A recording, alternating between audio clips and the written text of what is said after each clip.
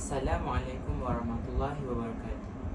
Alhamdulillah, segala puji bagi Allah yang telah memberikan kita nikmat iman dan Islam.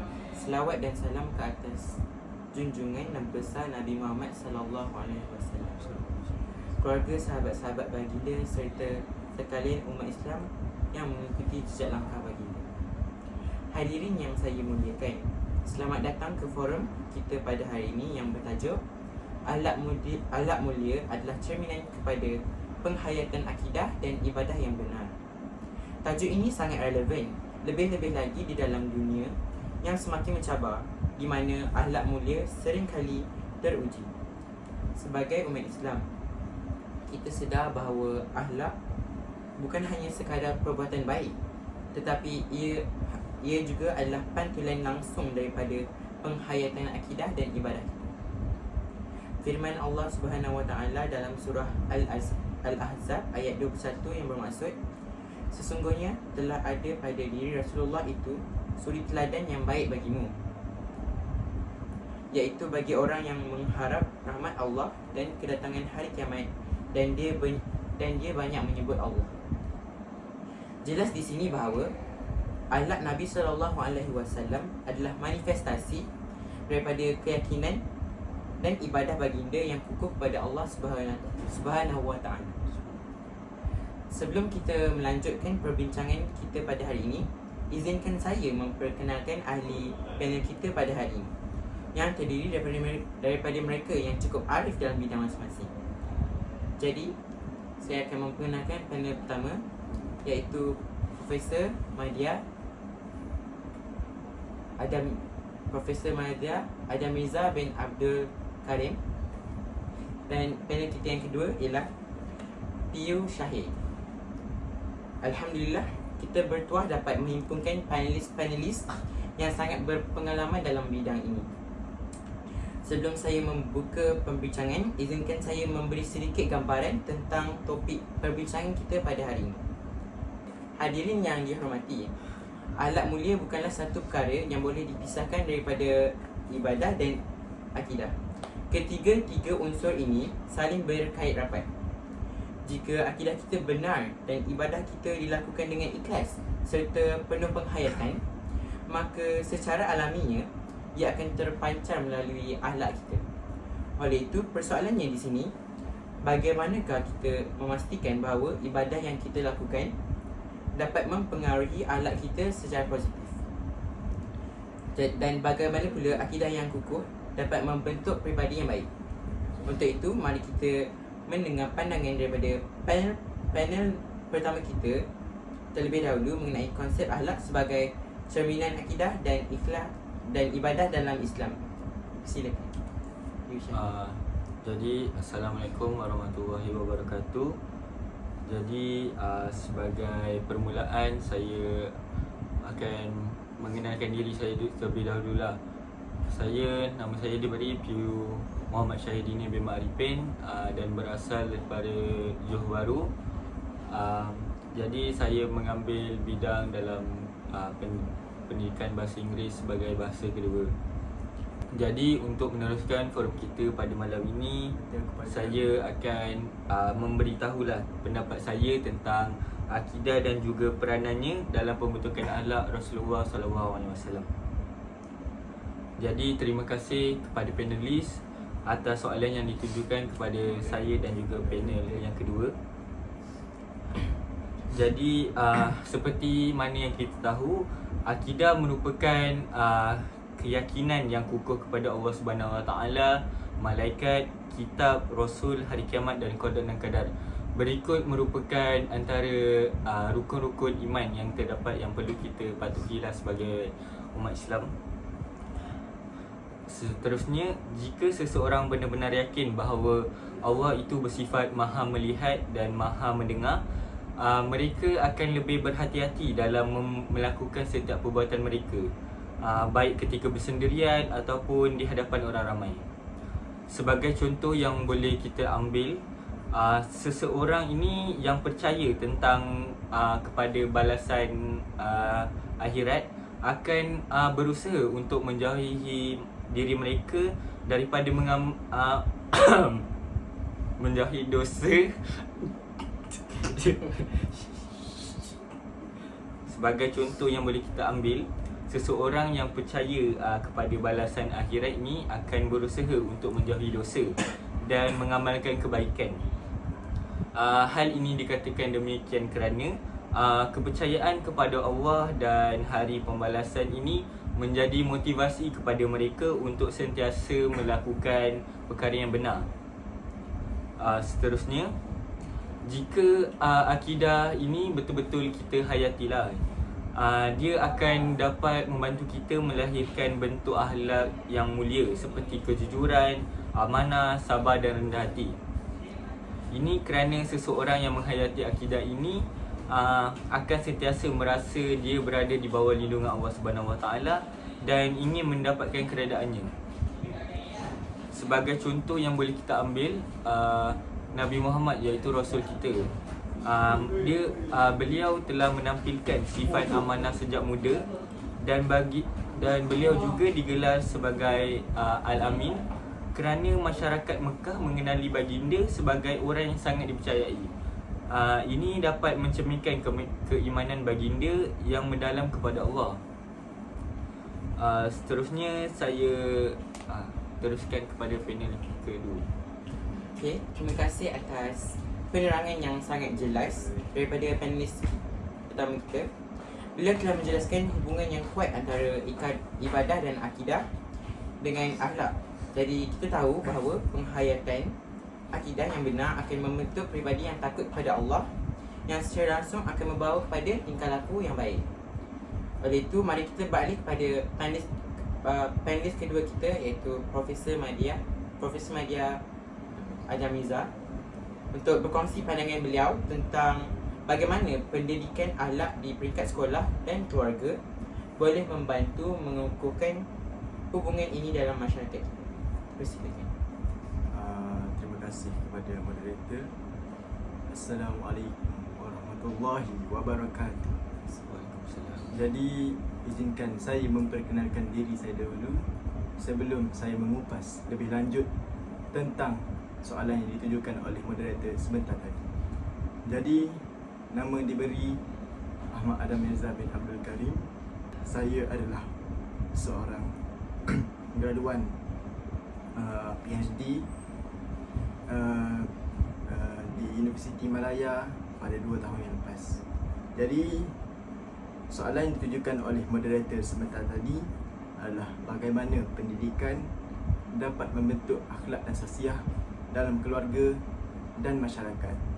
Jadi pada pandangan saya, pendidikan memainkan peranan yang penting untuk memastikan akhlak dan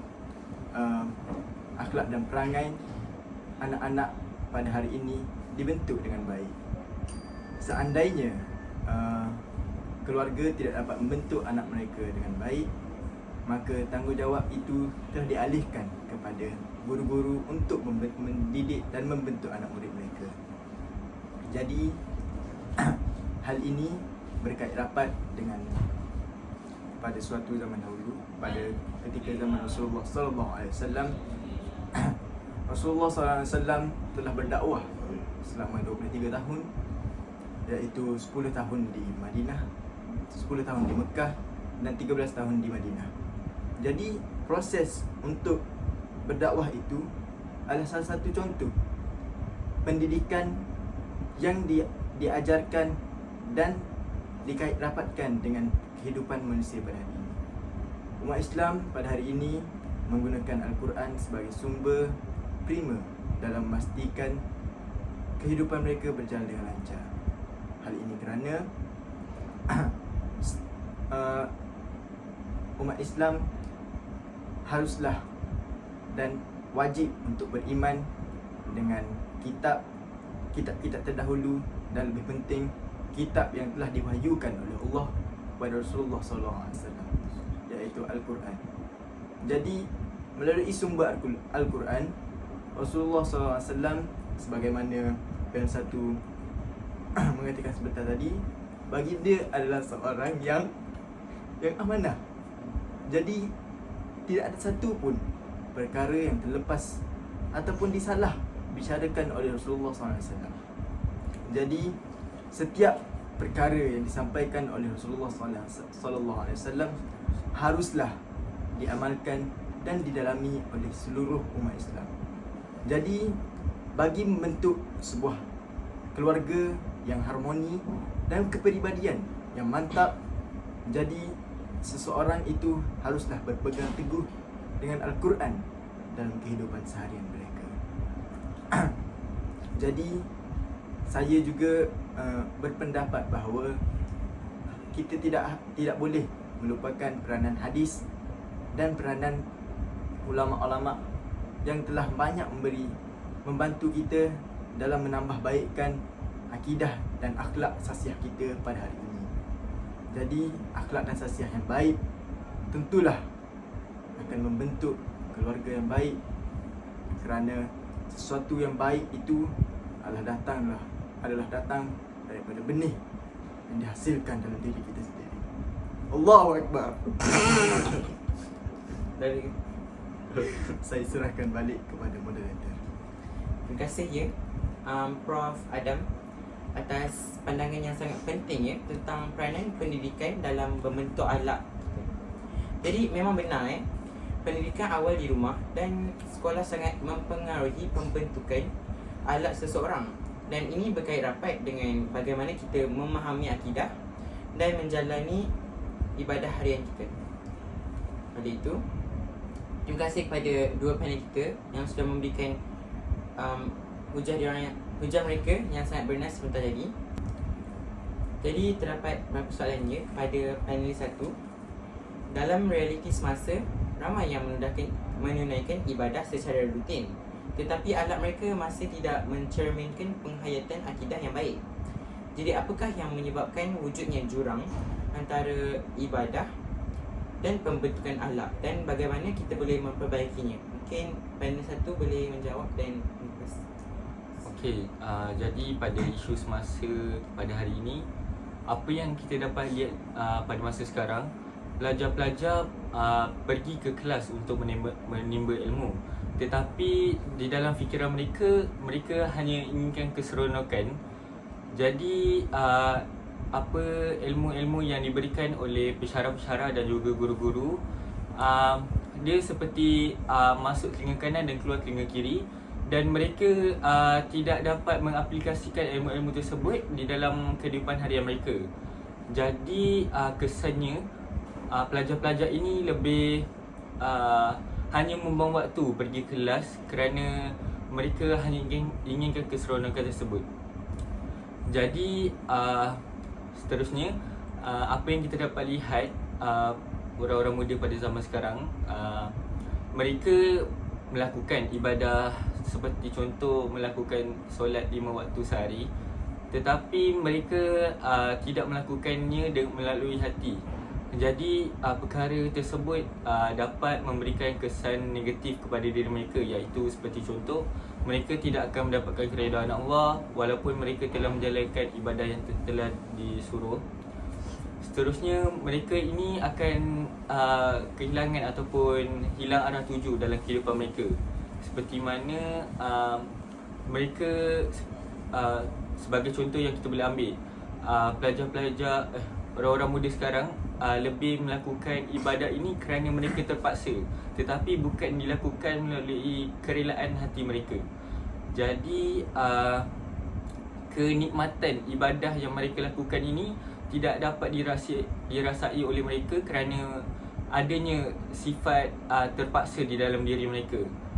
Jadi ibadah-ibadah yang dilakukan ini tidak akan mendapat keredaan Allah, serta mereka hanya mendapatkan pahala untuk melakukan ibadah tersebut, tetapi mereka tidak sedar bahawa mereka ini telah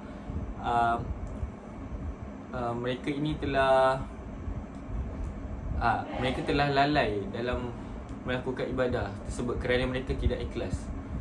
Jadi apa berpindah kepada pemohon kita. terima kasih Yu Syahid.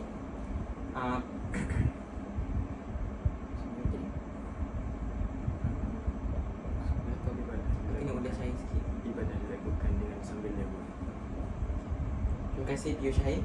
Hal ini memang amat merisaukannya jika berleluasa dalam kalangan remaja. Jadi beralih kepada soalan yang seterusnya.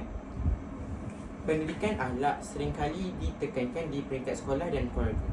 Namun, bagaimanakah kita boleh memastikan bahawa pengajaran akhlak ini benar-benar berasaskan kepada pemahaman akidah dan bukan sekadar tingkah laku luaran? Terima kasih kepada moderator. Jadi bagaimana kita boleh melakukan untuk memastikan pengajaran akhlak dapat dilaksanakan dan diterima oleh murid-murid kita? Kemungkinan 100% atau paling kurang pun 80% dapat dikecapi oleh anak-anak kita.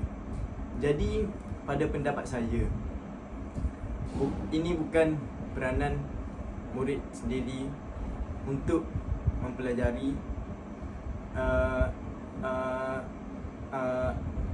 ilmu akhlak tersebut.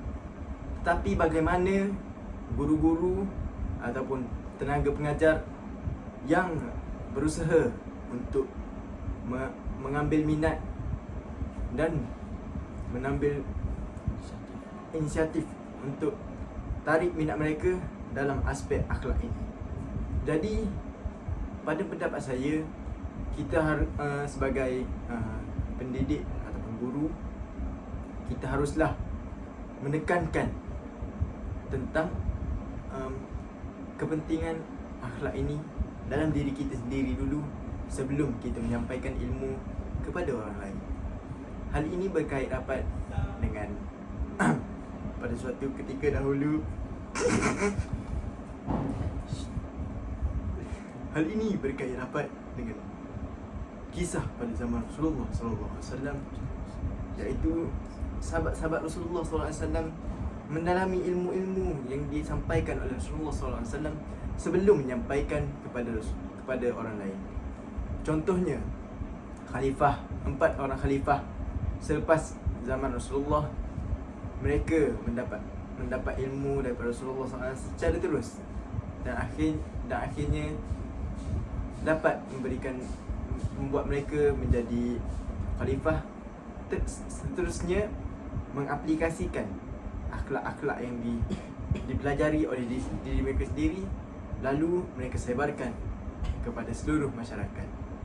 Jadi hal ini saya rasa kita harus perbaiki diri kita sendiri dulu sebelum kita ubah orang lain.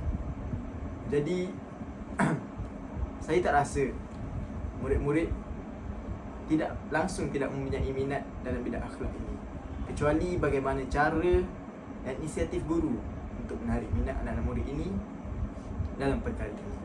Mereka mungkin merasakan bidang akhlak dan akidah ini membosankan, tetapi sebenarnya guru sendiri tidak mencerminkan akhlak yang mulia dalam mendidik anak-anak murid mereka. Contohnya, ada sebahagian guru yang memukul anak murid mereka pada waktu kafar. Jadi pendidikan rendah tentang ajaran Islam, mereka telah merasakan takut untuk belajar ilmu agama, dan seterusnya bila mereka berkembang dan meningkat pada usia yang lebih dewasa, mereka telah melupakan perkara-perkara penting yang amat memainkan peranan dalam membentuk jati diri mereka yang baik. Jadi saya rasa itu sahaja pendapat saya. Saya serahkan balik kepada moderator. Terima kasih Prof. Adam Mirza atas pandangan beliau sebentar tadi. Jelaslah bahawa guru-guru mendidik anak murid untuk menjadi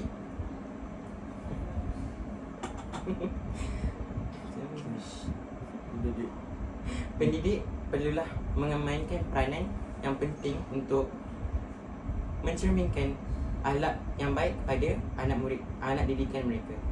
Jadi hadirin sekalian, kita telah mendengar pandangan yang sangat berharga daripada semua panelis kita pada malam ini.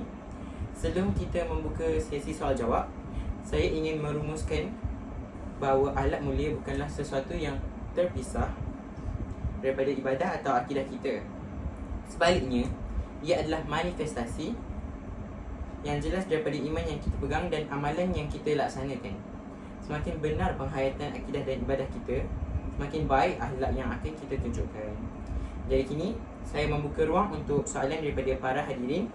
Sila kemukakan soalan dengan jelas dan panelis akan memberikan jawapan berdasarkan kepakaran masing-masing. Silakan. Saya nampak ada yang angkat tangan di sana. Ya. Silakan bertanyakan soalan. Jadi, Prof, bagaimanakah akidah yang kukuh dapat mempengaruhi pembentukan akhlak seseorang, dan apakah contoh-contoh praktikal yang dapat kita lihat dalam kehidupan seharian kita? Bolehkah saudara ulang balik soalan tersebut? Bagaimanakah akidah yang kukuh dapat mempengaruhi pembentukan akhlak seseorang, dan apakah contoh-contoh praktikal yang kita dapat lihat dalam kehidupan seharian? Okey. Jadi bagaimana akidah dapat memainkan peranan untuk membentuk akhlak seseorang? Jadi akidah merupakan akar kepada akhlak dan jati diri seseorang itu yang baik. Jadi apabila akidah dalam diri seseorang, akidah ini adalah perkara pertama. Contohnya, akidah ini adalah rukun iman, rukun Islam, dan akhlak ini adalah kesinambungan daripada akidah tersebut. Jadi apabila akidah ini telah dapat kita kuasai dan fahami dengan baik, jadi akhlak kita sudah tentulah akan menjadi 100% lebih mantap dan terbaik. Jadi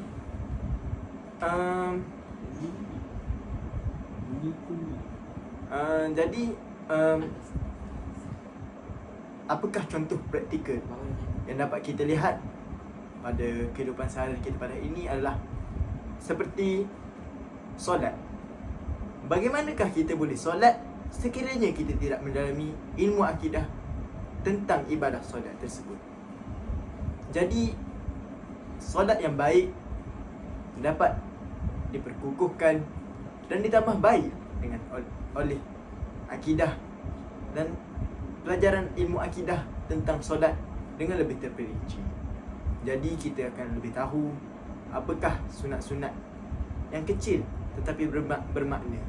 Contohnya dengan melafazkan pada iktidal, Sami Allahu liman hamidah, Rabbana walakal hamd. Jadi kalimah tersebut telah menunjukkan, telah ada kalimah tersebut memainkan peranan. Kerana apabila kita melafazkan kalimah tersebut dalam sewaktu iktidal kita, 1000 malaikat di langit telah mencatat amalan kita tanpa berhenti. Jadi saya rasa itulah bagaimana akidah mempengaruhi akhlak kita dalam kehidupan seharian. Terima kasih.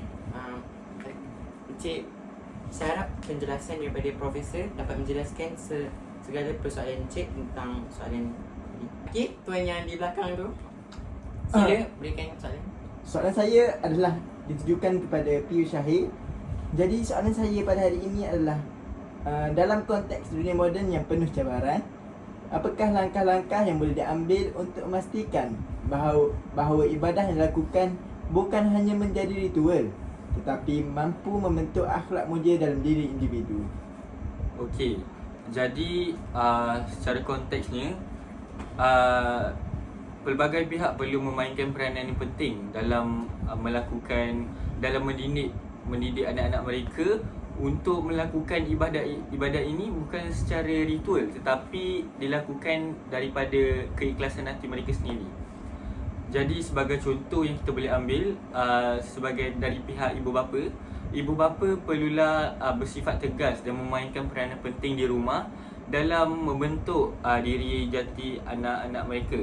Sebagai contoh, ibu bapa boleh memberikan hukuman kepada anak-anak mereka jika mereka tidak melakukan sebagai contoh ibadah solat 5 waktu sehari dan juga membaca Al-Quran yang perlu kita melakukan setiap hari-hari.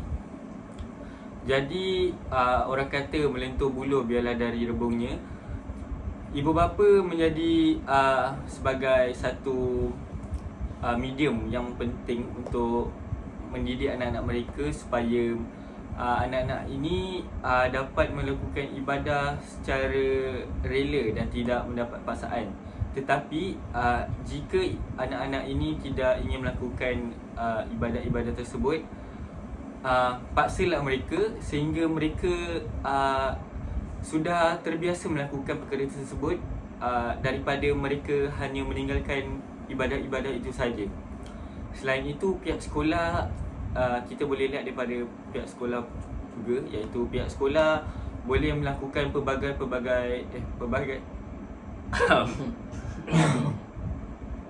jadi apa yang kita boleh lihat daripada peranan pihak sekolah, pihak sekolah boleh menganjurkan kempen-kempen ataupun kelas-kelas ibadah yang seperti mana untuk mendidik lagi dan memberikan pengetahuan kepada anak-anak muda ini tentang betapa pentingnya menjaga agama dan perlu mempunyai keikhlasan hati dalam melakukan ibadah-ibadah tersebut.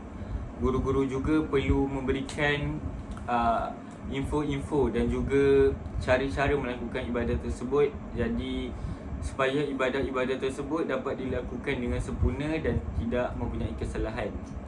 Dengan adanya kesempurnaan cara untuk melakukan ibadah tersebut, akan maka timbullah keikhlasan hati dalam diri anak-anak untuk membuat ibadah-ibadah tersebut.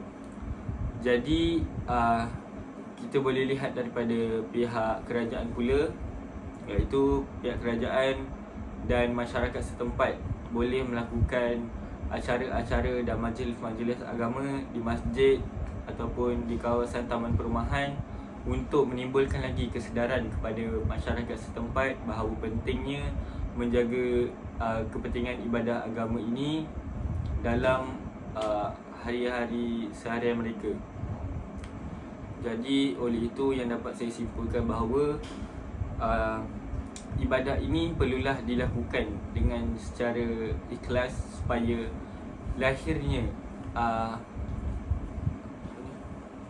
lahirnya sifat cinta akan Allah dan Rasul dan mendapat keredaan Allah, dan melakukan perkara-perkara ibadah ini juga akan mendapatkan dan memberi kita peluang untuk mendapatkan syafaat daripada Rasul kita, iaitu Rasulullah SAW di akhirat kelak. Jadi itu sahaja daripada saya, moderator. Terima kasih Q Syahid atas pandangan beliau yang amat bernas sebentar tadi. Jadi Alhamdulillah, jadi kita telah sampai ke penghujung forum ini.